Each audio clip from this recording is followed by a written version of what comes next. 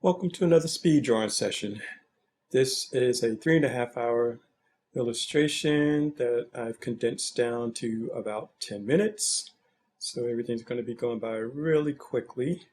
So here I'm putting in the background and I'm freestyling this one. So this is done in ArtRage and I'm using whatever tools I feel like using to get the effect that I want. So that includes oil brush, palette, knife, ink pen, pencil, whatever, watercolor brush. So this is anything I want, not trying to be a purist on this one. So I've laid down my base colors. Want this obviously to be a warm type of illustration. I want it to have kind of a tropical feeling. And I'm laying down my shadows now. And I really don't know why I painted the hair yellow. I think I wanted everything to have kind of a warm or kind of glow. And I'm not painting in layers as in keeping them, so I'm doing blending modes, but I am using layers to separate things and then merging them down, onto the final canvas.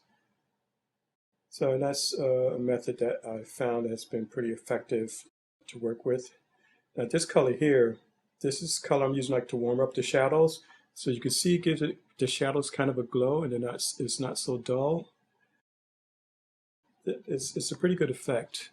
So I kind of like that. So I put two shades down, one a light shadow and one a dark shadow, and then I put that warmer shadow over it. And I'm doing the painted eyebrows. And I'm using very, very dark for the eyelashes, because eyes are what I want you to be drawn to first, to see those first. So I'm making them the darkest thing in the picture, at least the eyelashes, so that's where the eye goes. Now also the nostrils are kind of dark too, because those are including the area around the head, the hair, because the hair is kind of a framing device. So eventually I'm going to make that dark also. I just put some color down in the hair. Try to get that established. I'm trying to work the whole drawing together and not leave too much, because I was in too far on the face and I hadn't done the hair yet. So, and I needed to see how facial tones compared to the hair. And you see a little jump there? That was because once I did do the hair, the skin color was too light. So I had to darken it so it wasn't getting lost against the hair, because I don't want the hair to be dominating.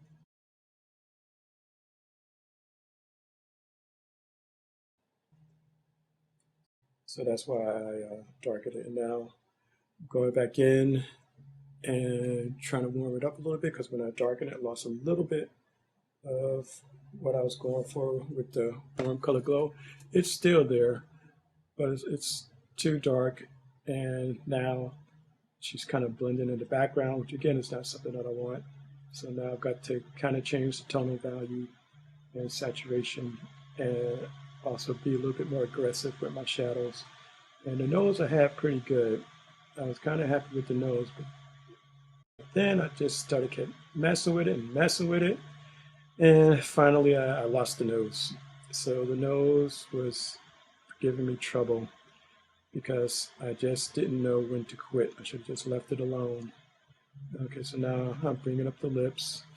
I'm trying to work the whole face and even some parts for later, but the lips are important because they're going to be kind of red, so the eye's going to be kind of drawn to that also.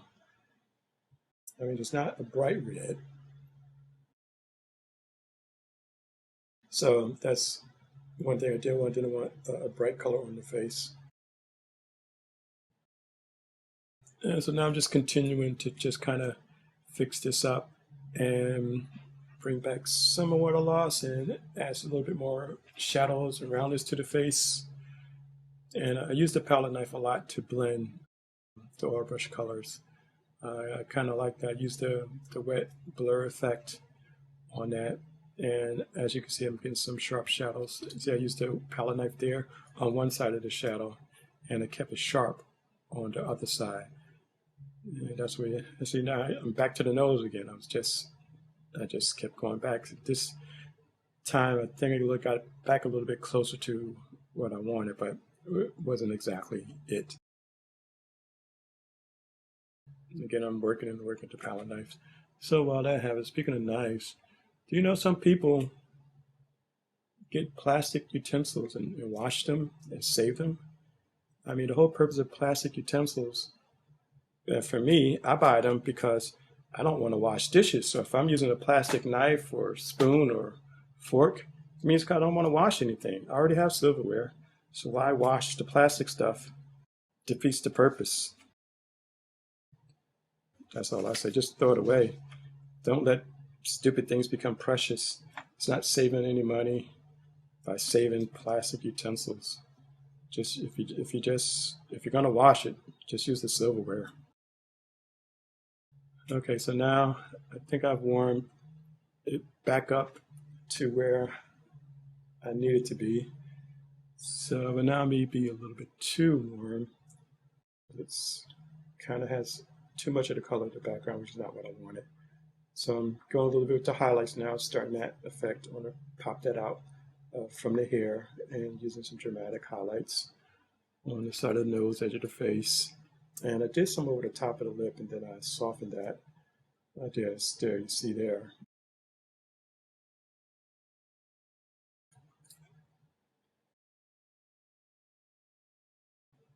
I'm putting in strong highlights, and then I'm bringing it down, bringing the toner value down.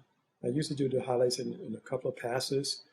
Like I'll bring the area down and blur it, and then put another layer in and blur that a little bit, and then put the final highlight on so that it looks like it's a gradation and not just a spotlight that's on it.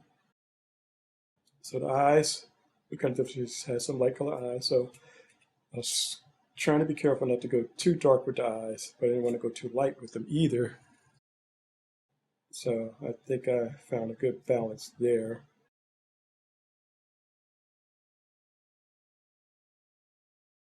I probably could have spent a little bit more time on the eyes to make those a little bit more dimensional, to kind of look flat there. Not the eyeball itself, but where the color part of the eye is. And now I'm trying to tweak it and do some final things, but there's still more things, so I'm just really going to try to finish up the drawing now. So I'm putting some detail in the hair, so it doesn't just look like it's just floating on the head. It looks like it's growing. And here, darkening, I'm framing the face by darkening it around where it's close to the skin, and that's making it pop a little bit more.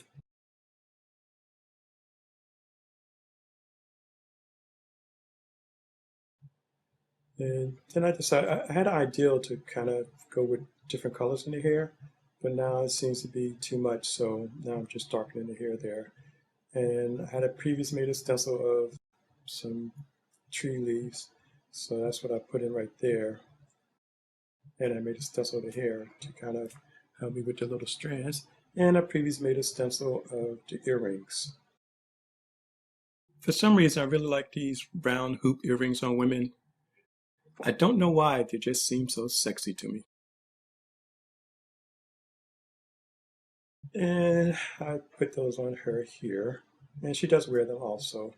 Not, this is just a straight style. I didn't do a decorative one. And also, again, I could have spent more time on the earrings, make it look more metallic and shiny. But I don't want that to become the focus either. I don't want to put a lot of detail where I don't want your eye going. So I don't want you to get absorbed in how metallic looking the earrings are. I want you to concentrate on the eyes and the face, not anything else. I want to bring out the shoulder a little bit, so I made that dark and put a nice highlight there. So now put some highlight on the hair to bring that out, as if some sunlight's hitting it, because I want the sun to seem to be hitting on the eye. Now here's the final illustration. I only went back a little bit and darkened up some things and brought the saturation down on the background. Well, that's all for today. If you've learned something today, this has value to you, please like, share, and comment. I'd like to hear from you. And subscribe so you don't miss an episode. And remember, just create.